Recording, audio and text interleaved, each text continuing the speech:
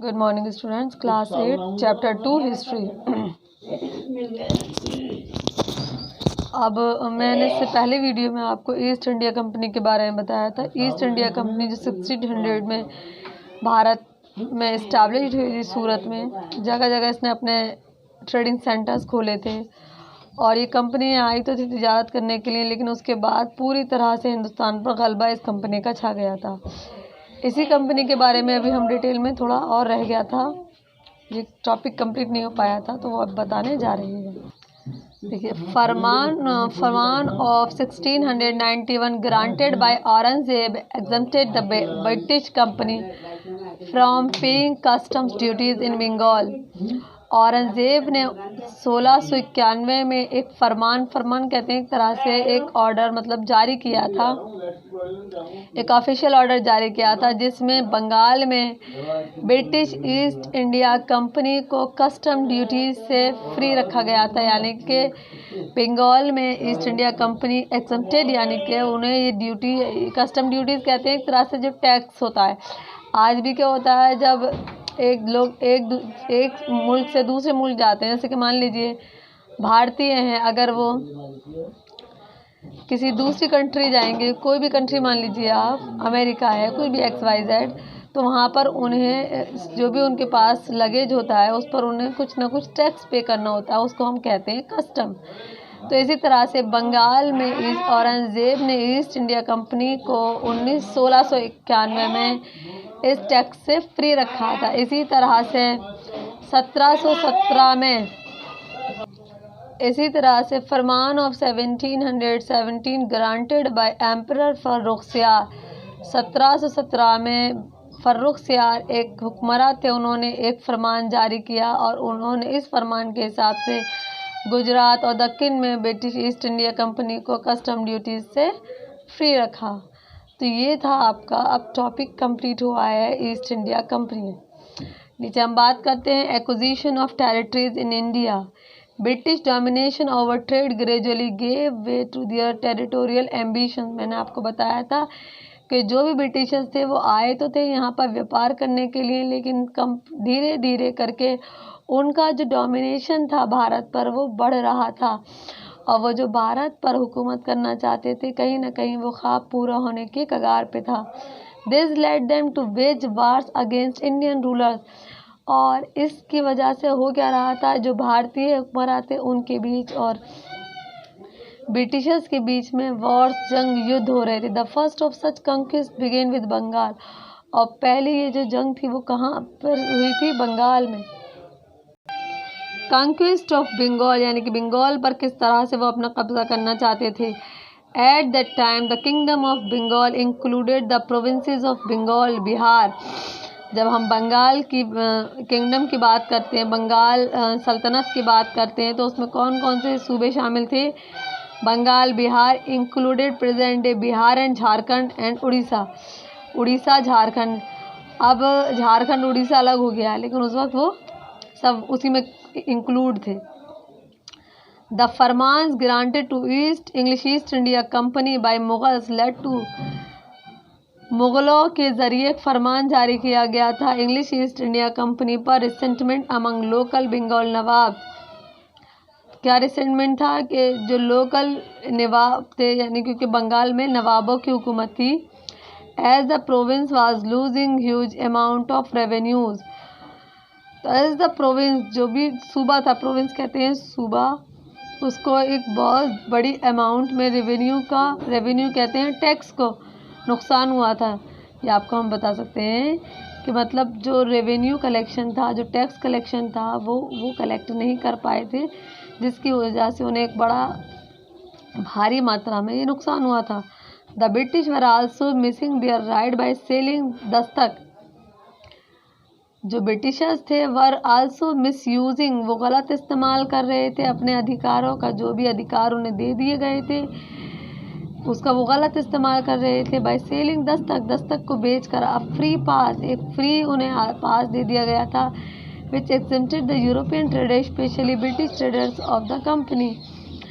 जो अभी आपको एक बता रहे थे हम कि जो औरंगजेब फर्रुखसियार थे, फर्रुखसियार की हुकूमत बंगाल में थी, इन लोगों ने ब्रिटिश ईस्ट इंडिया कंपनी के जो भी ट्रेडर्स थे उनको इससे किसी भी तरह की कस्टम ड्यूटी से फ्री रखा था, और कस्टम ड्यूटी से फ्री रखने का ये नतीजा था जिसकी वजह से बंगाल नवाब जो थे उनको काफ़ी मात्रा में नुकसान हुआ था। क्योंकि जब आप किसी को एक टैक्स से फ्री कर दोगे तो जो टैक्स से आपको आमदनी होगी वो नुकसान हो जाएगा। Therefore the nawab of Bengal Sirajuddaula attack the English factory, और जब नुकसान ज़्यादा हो गया तो जो बंगाल के नवाब थे सिराजुद्दौला, फ़र्रुखसियार भी बंगाल के ही नवाब थे, ये होता है ना, वक्त के साथ साथ नवाब भी चेंज होते जाते हैं। उन्होंने जो ईस्ट इंडिया कंपनी थी, इंग्लिश कंपनी थी, यानी कि अंग्रेज़ों की जो कंपनी थी कासिम बाज़ार में, उस पर क्या किया, हमला किया एंड कैप्चर्ड फोर्ट विलियम, और जो फोर्ट विलियम था, जो किला था, उसको अपने कब्ज़े में ले लिया। फोर्ट तो कहते हैं हम किसको कहते हैं, किले को, लेकिन ये फोर्ट विलियम जो नाम है ना, फोर्ट विलियम ये किसी पर्सन का नाम है, ठीक है। यहाँ पर किले से मुराद नहीं है, ये एक पर्सन का नाम है, यानी कि जो ब्रिटिश ऑफिसर होगा। द ब्रिटिश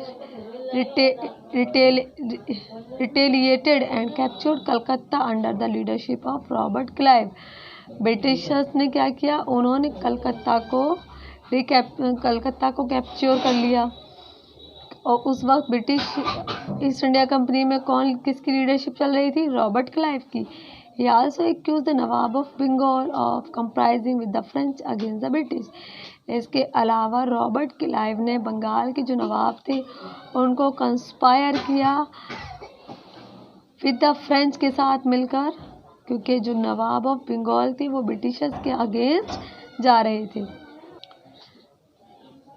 मैंने अभी आपको बताया था कि भारतीयों और अंग्रेज़ों के बीच में काफ़ी जंगें हुई थी। तो battle of Plassey in the year 1757 the armies of the company and the nawab of Bengal clashed in the battle of Plassey. 1757 में बंगाल के नवाब और जो ब्रिटिश आर्मी थी, ब्रिटिश ईस्ट इंडिया कंपनी की जो आर्मी थी, वो एक मैदान में पैलेसी की एक जगह मिलते हैं, उनके दरमियान एक जंग होती है जिसको हम बैटल ऑफ पैलेसी के नाम से जानते हैं। This battle Sirajuddaula was defeated. इस युद्ध में सिराजुद्दौला को ब्रिटिश आर्मी ने मार दिया था और वो हार गए थे। हारने के बाद उनका क्या हुआ, उनका मर्डर कर दिया गया, मार दिया गया, उन्हें किल हो गए थे।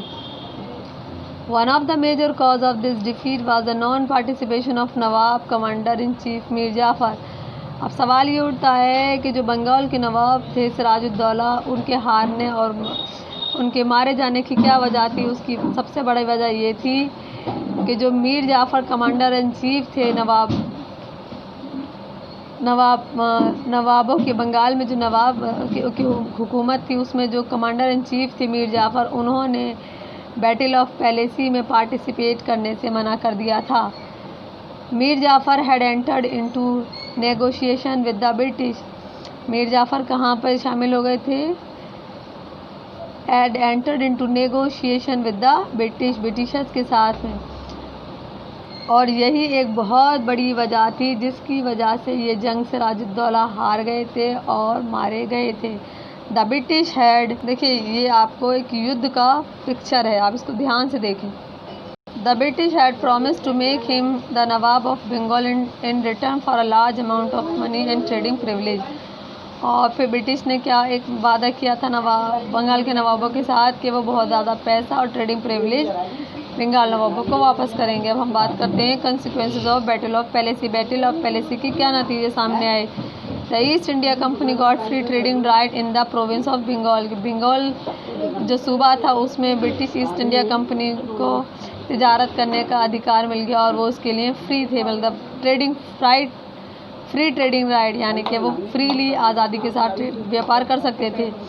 The British got the zamindari of 20 Parganas and become the de facto rulers of Bengal. British को क्या मिल गई थी, जमींदारी ऑफ कितने उसकी परगानाज की 24, and become the de facto ruler of Bengal. ये क्या हो गए थे, बंगाल के de facto ruler. The British were able to utilise the resources of Bengal to maintain a large army. इसके अलावा जो ब्रिटिशर्स थे वो बंगाल के जो रिसोर्सेज थे उनका इस्तेमाल भी कर सकते थे और अपनी एक खुद की बड़ी आर्मी भी इस्टेब्लिश कर सकते थे। तो ये इस जंग के यानी कि बैटल ऑफ पैलेसी के ये नतीजे सामने आए थे। आज आपका यहाँ तक कंप्लीट हो गया। नेक्स्ट टॉपिक हम नेक्स्ट वीडियो में कंटिन्यू करेंगे। यहाँ तक सभी बच्चे अच्छे से समझ लें। Thank you.